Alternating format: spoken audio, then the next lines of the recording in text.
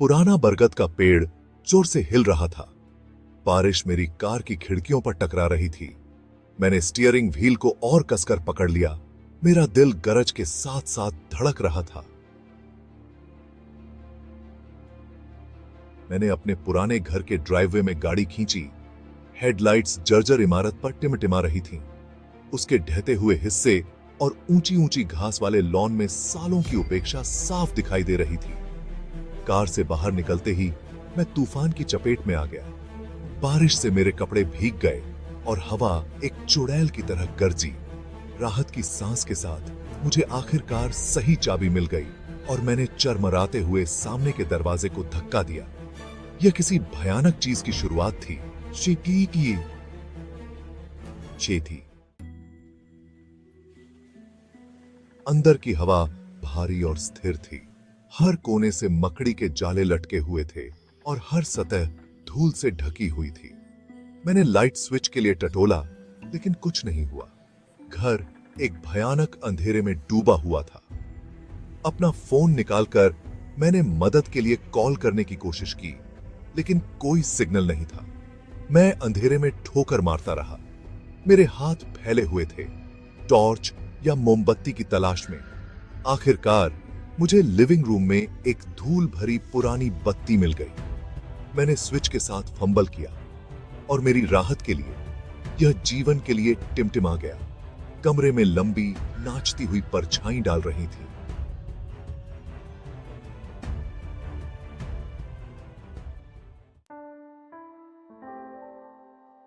मैंने ऊपर से आ रही अजीबोगरीब आवाजों को नजरअंदाज करने की कोशिश की। यह शायद पुरानी खिड़कियों से हवा ही होगी। लेकिन जैसे जैसे रात होती गई, आवाजें तेज होती गईं और भी जोरदार होती गईं। फुसफुसाहट हो रही थी, धुंधली और अस्पष्ट, मानो किसी सुरंग के बहुत दूर से आ रही हो।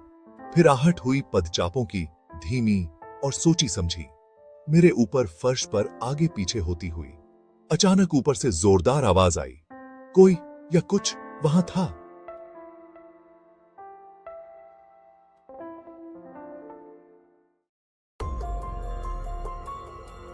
डर ने मुझे एड्रेनालाइन का एक विस्फोट दिया।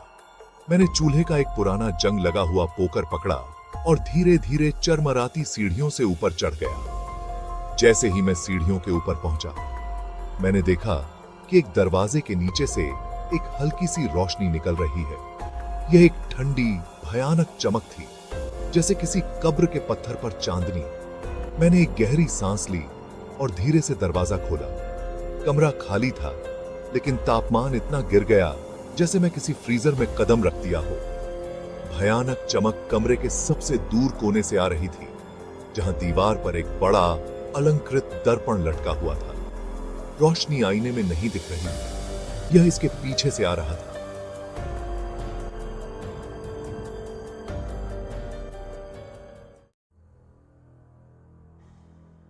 डर ने मेरे पैरों को सीसा बना दिया, लेकिन मैं मदद नहीं कर सका। लेकिन एक और कदम करीब ले गया। मुझे देखना था कि उस आईने के पीछे क्या है। जैसे ही मैंने शीशे में झांका, मैंने देखा कि उसके पीछे के अंधेरे में कुछ हिल रहा है। आंखों का एक जोड़ा, गहरा और भेदी, मुझे घूर रहा था। वे इंसानी आंखें नहीं थीं, वे ठंडे और शिचारी थे। फिर जितनी जल्दी यह प्रकट हुआ था, दर्पण के पीछे की आकृति गायब हो गई। मैंने बहुत देखा था। इस घर में जो कुछ भी था, वह ऐसा कुछ नहीं था जिसका मैं सामना करना चाहता था। वह ऐसा कुछ नहीं। मुड़कर मैं उस कमरे से भाग गया और दरवाजा पीट दिया। मैं सीढ़ियों से नीचे भागा। भागने की जल्दबाजी में ठोकर मार रहा था और ठोकर खा रहा था। मैं घर से बाहर निकलकर तूफान में आ गया। बारिश उस आतंक से एक स्वागत योग्य राहत थी जिसका मैंने अभी अभी अनुभव किया था। मैं अपनी कार की ओर भागा। मेरे फेफड़े जल रहे थे, मेरे पैर मुझे रुकने के लिए चिल्ला रहे थे। लेकिन जब तक मैं अपनी कार की सुरक्षा तक नहीं पहुंच गया, मैं दौड़ना बंद नहीं किया।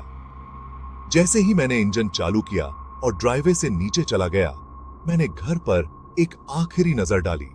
तूफान उग्र था, लेकिन बत्तियां अब टिमटिमा नहीं रही थीं। उस घर में कुछ था, कुछ बुराई, और यह प्रतीक्षा कर रहा था।